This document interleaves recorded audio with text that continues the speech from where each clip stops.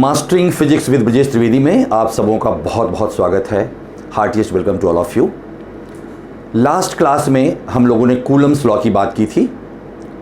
आज का जो लेक्चर होगा वो सेंटर्ड होगा अराउंड परमिटिविटी। परमिटिविटी दो टाइप का हम डिफाइन करते हैं, उसको हम बोलते हैं absolute permittivity and relative permittivity. तो let us start about the term called permittivity. हमने बताया था कि if you have the two charges Q1 Q2 और उनके बीच में द डिस्टेंस R है, तो कूलम्ब लॉ से जो हम फोर्स लिखते हैं वो लिखते हैं F = K Q1 Q2 by R²। यहाँ जो K है इसको हमने कहा था ये इलेक्ट्रोस्टैटिक कांस्टेंट है जो डिपेंड करता है इनफैक्ट मीडियम पे और सिस्टम ऑफ यूनिट पे। और यदि मैं SI सिस्टम की बात करूं एंड फ्री स्पेस या जिसको वैक्यूम कहते हैं उसकी बात करूं तो K का वैल्यू हमने बताया था 9 × 10⁹ newton metre square by coulomb square. ये वैल्यू किसका है? इलेक्ट्रोस्टैटिक कांस्टेंट का है SI सिस्टम में एंड फ्री स्पेस के लिए। अब ये जो K है जिसको हमने इलेक्ट्रोस्टैटिक कांस्टेंट कहा था, ये कांस्टेंट खुद भी कुछ और कांस्टेंट के कॉम्बिनेशन से बना हुआ होता है, तो आज मैं उसकी बात कर रहा हूं। तो अभी हम SI सिस्टम की ही बात करेंगे एंड यदि मैं फ्री स्पेस या वैक्यूम की बात करूं, फ्री स्पेस जिसको मैं वैक्यूम भी बोलता हूं, इसको यदि बात करूं तो जो K का वैल्यू होता है ये होता है 1/4πε0। एंड यदि मैं किसी मीडियम का बात करूं, मीडियम मतलब अब दोनों चार्ज के बीच में वैक्यूम नहीं है, हो सकता है वाटर हो, ग्लास हो, कोई और मीडियम हो, तो उसके लिए जो K की वैल्यू होती है, ये K की वैल्यू होती है 1/4πε। ये जो हम टर्म लिखते हैं ऐसे लिखते हैं, इसको हम प्रोनाउंस करते हैं एप्सिलॉन।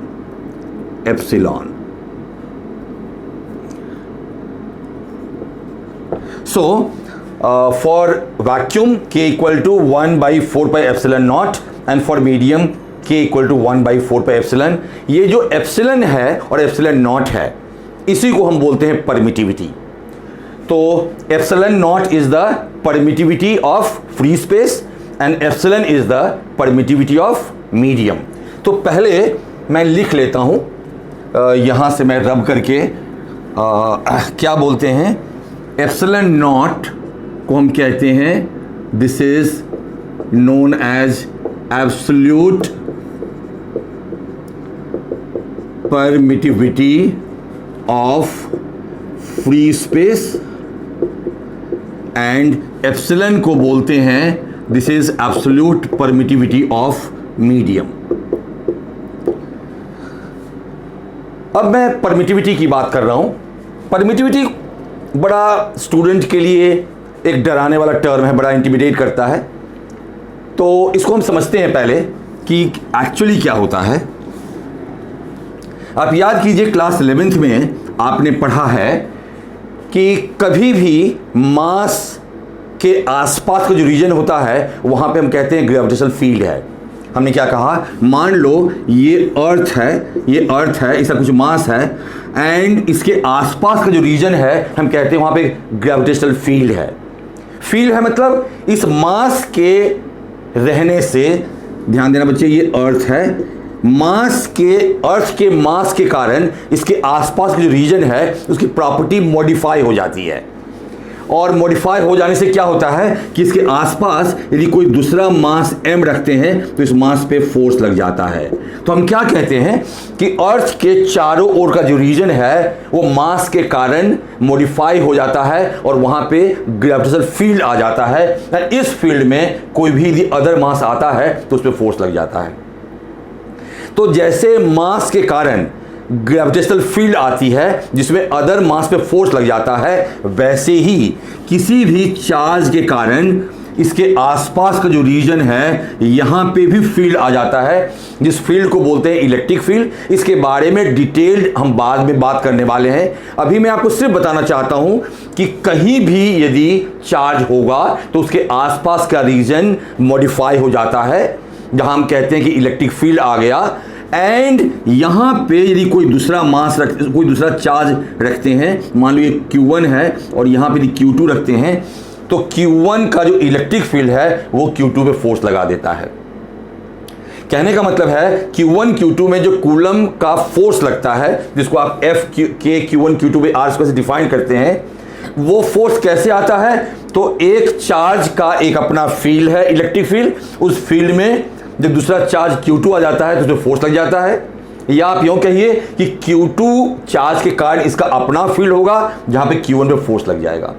मैं क्या कहना चाहता हूँ कि चार्ज के कारण उसके आसपास में प्रॉपर्टी स्पेस का चेंज कर जाता है और वहाँ जो प्रॉपर्टी प्रेजेंट हो जाता है इसको हम बोलते हैं इलेक्ट्रिक फील्ड। तो परमिटिविटी क्या होती है?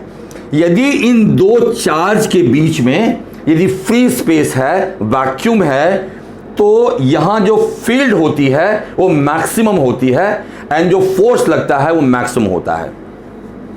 एंड यदि इन चार्ज के बीच में यदि आप कोई मीडियम रख देते हैं, तो मीडियम क्या करता है कि जो इलेक्ट्रिक फील्ड प्रोपेगेट करता है उसको ये ऑब्स्ट्रक्ट करता है। मतलब मीडियम क्या है? मीडियम की एक प्रॉपर्टी है जिसको हमने कहा परमिटिविटी प्रॉपर्टी है, और इस परमिटिविटी प्रॉपर्टी कारण क्या हुआ कि जो इलेक्ट्रिक फील्ड का जो प्रोपेगेशन है वो उसमें रेसिस्टेंस क्रिएट हुआ। तो ये जो रेसिस्टेंस पुटअप करता है कौन? Medium in the path of propagation of electric field, या for the interaction of charge और for the interaction between charge, इसी को बोलते हैं परमिटिविटी। तो आप कह सकते हैं कि परमिटिविटी क्या है? तो इससे प्रॉपर्टी ऑफ द मीडियम जिसके कारण चार्जेस को इंटरैक्ट करने में रेसिस्टेंस क्रिएट होता है, उसको हम बोलते हैं परमिटिविटी। तो आप लिख सकते हैं कि permittivity of the medium is the resistance offered by the medium for the charges to interact, for the charges to interact.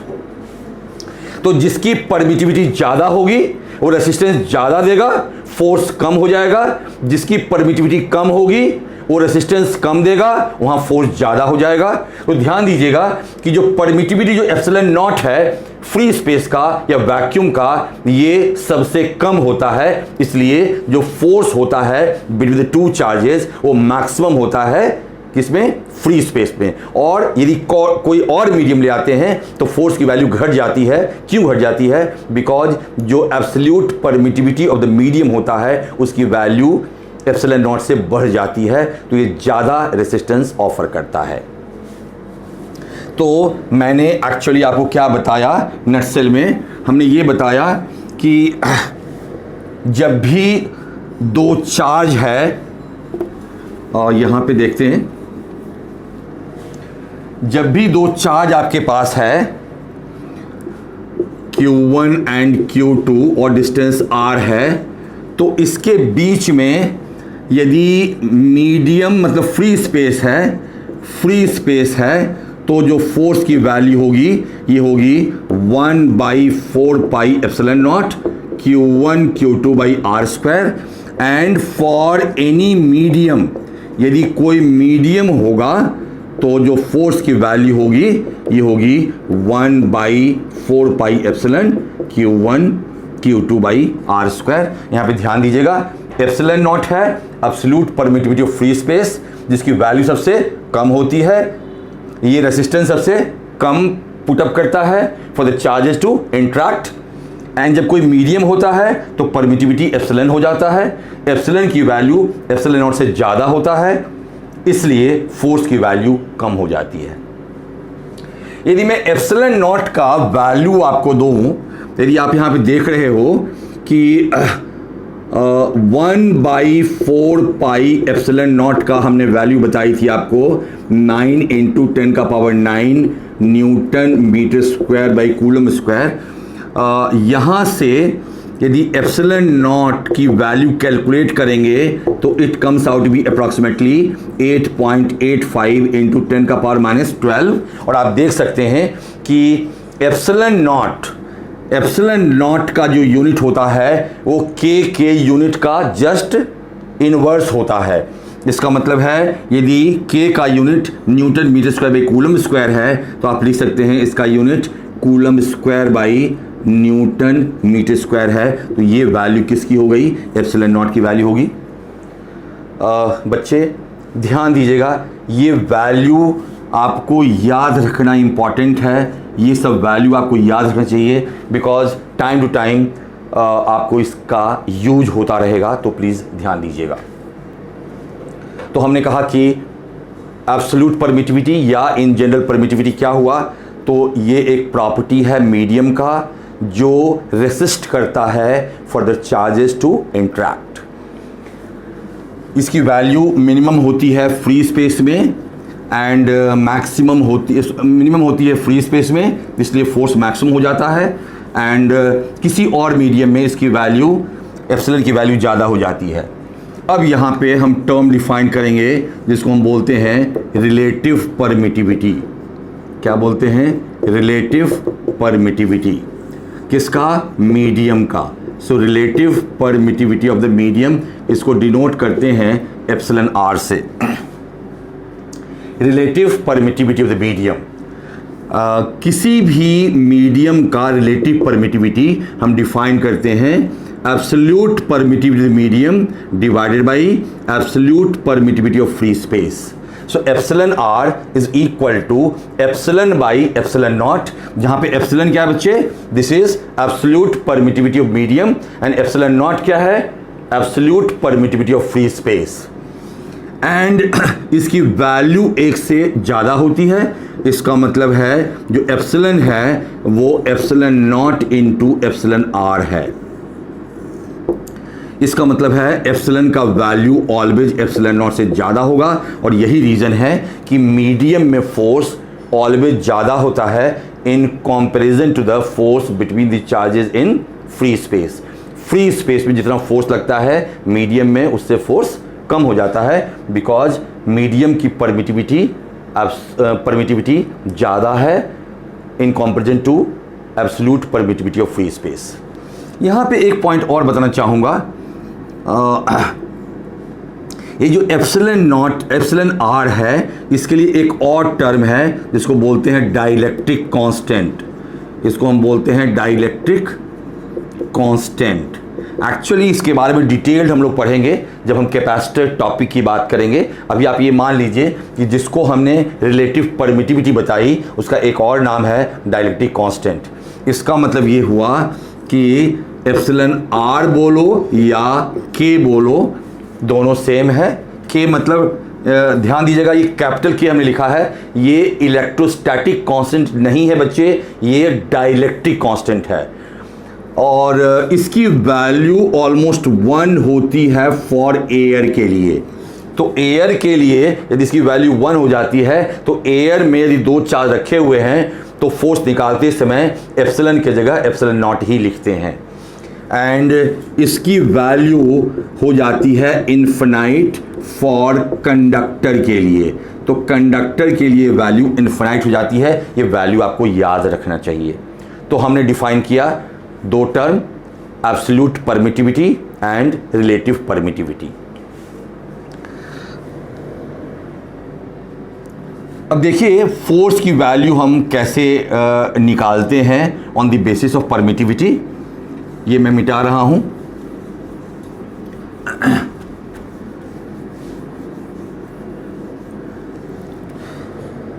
जैसे यदि 2 चार्ज फ्री स्पेस में है या एयर में है, बिकॉज एयर के लिए भी परमिटिविटी की वैल्यू एप्सिलॉन नॉट के बराबर हम ले सकते हैं। तो एयर या वैक्यूम में यदि 2 चार्ज रखे हुए हैं तो फोर्स का वैल्यू हो जाएगा 1/4 pi epsilon naught Q1 Q2 by R square. तो यहाँ पे 2 चार्ज Q1 Q2 है, इसके बीच में डिस्टेंस R है, और कहाँ रखे हुए हैं? वैक्यूम में। यदि यही 2 चार्ज मीडियम में रखा होता, यदि फोर्स में Fm लेता, तो यहाँ पे हम लेते 1/4 पाई और यहाँ पे क्या लिखते? एप्सिलॉन। और अभी हमने बताया कि एप्सिलॉन की जगह आप लिख सकते हैं epsilon into epsilon naught into epsilon are and then Q1 Q2 by R square. अब यदि इन दोनों का आप रेशियो लेते हैं, सो this and this gets cancel out and 1/4 pi epsilon not, this gets cancel out. तो आप कह सकते हैं कि F vacuum by F medium is equal to epsilon are. तो याद कीजिएगा epsilon R we have also defined as epsilon by epsilon not. इसका मतलब ये हुआ कि एप्सिलॉन आर या रिलेटिव परमिटिविटी या डाइलेक्ट्रिक कांस्टेंट डिफाइन आप दो ढंग से कर सकते हैं। आप कह सकते हैं कि रिलेटिव परमिटिविटी रेशियो है absolute permittivity of medium and absolute permittivity of free space, इन दोनों का रेशियो है। या आप कह सकते हैं कि बिटवीन टू चार्जेस फोर्स जो वैक्यूम में लगेगा एंड जो फोर्स मीडियम में लगेगा उनका जो रेशियो होगा वो भी एप्सिलॉन आर या डाइलेक्ट्रिक कांस्टेंट होता है। तो यहां से आप देख सकते हैं कि जो एफ मीडियम होगा ये F vacuum by epsilon R हो जाएगा या F vacuum by dielectric constant हो जाएगा। तो मीडियम में फोर्स की वैल्यू 1/k टाइम्स हो जाता है। मतलब यदि एयर में रखा हुआ है दो चार्ज और उनके बीच में यदि फोर्स F है और यदि इन दोनों चार्ज को आप वाटर में डाल दें और वाटर का डाइलेक्ट्रिक कांस्टेंट 81 होता है तो जो फोर्स वाटर में हो जाएगा वो F/81 हो जाएगा, मतलब 1/81 टाइम्स हो जाएगा force in the vacuum. So always ध्यान दीजिएगा कि फोर्स मैक्सिमम होता है वैक्यूम में जहां पे k का वैल्यू 1 होता है। किसी और मीडियम में लेंगे तो कुछ न कुछ k का वैल्यू होगा जो मोर देन 1 होगा, इसलिए फोर्स मीडियम में कम हो जाता है।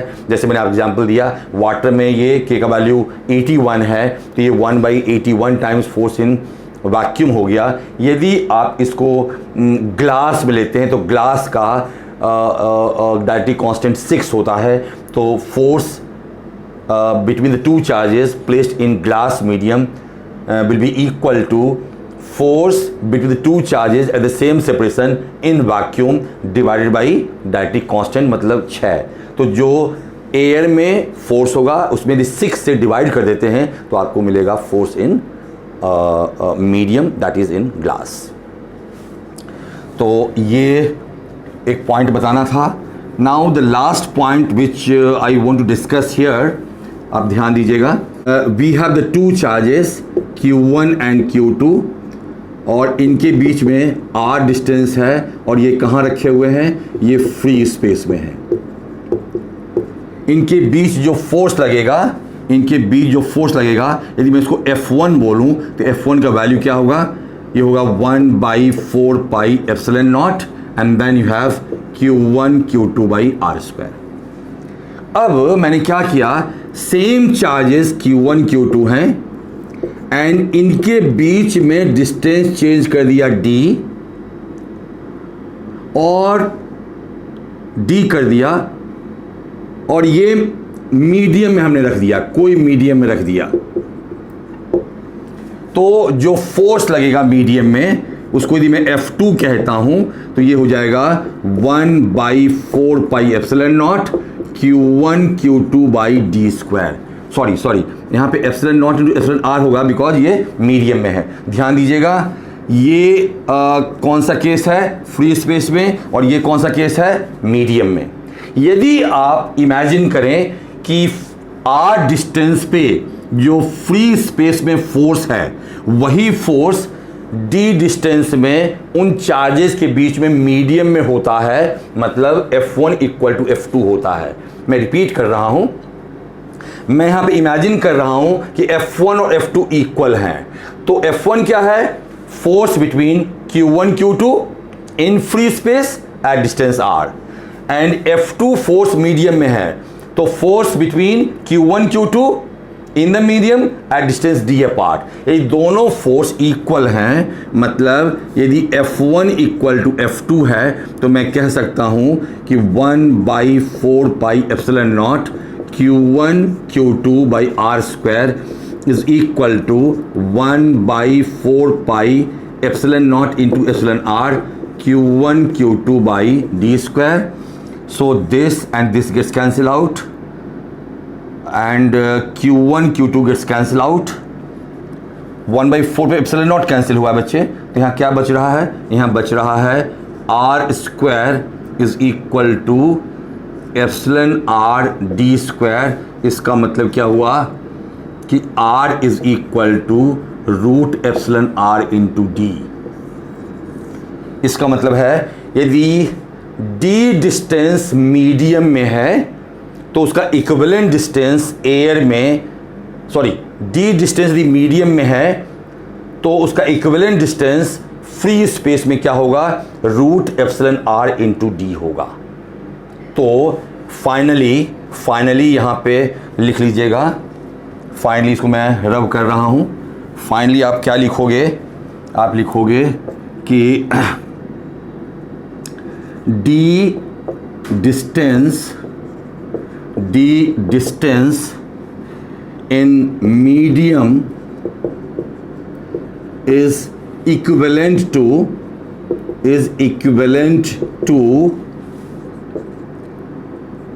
r distance in free space। हमने क्या कहा, d distance in the medium is equivalent to r distance in the free space where R is root epsilon R into D. तो ध्यान दीजिएगा, ये यदि D डिस्टेंस मीडियम में है तो उसका इक्विवेलेंट डिस्टेंस फ्री स्पेस में R होगा, जिसकी value root epsilon R into D हुआ। और इसको मैं इक्विवेलेंट डिस्टेंस क्यों कह रहा हूँ, बिकॉज D डिस्टेंस मीडियम में रख लीजिए या R डिस्टेंस फ्री स्पेस में रख लीजिए, दोनों में फोर्स की वैल्यू F1 F2 सेम आ जाती है, इसलिए मैंने कहा था कि ये इक्विवेलेंट डिस्टेंस है। सो बच्चों, आज मुझे इतना ही करवाना था कि एब्सोल्यूट परमिटिविटी क्या होता है, रिलेटिव परमिटिविटी क्या होता है, which we have discussed. Hopefully you must have understood it. And यदि आपने मेरा लेक्चर पसंद किया है तो प्लीज़ मुझे इनकरेज कीजिए, मेरे वीडियो को लाइक कीजिए, चैनल को सब्सक्राइब कीजिए। Thank you very much.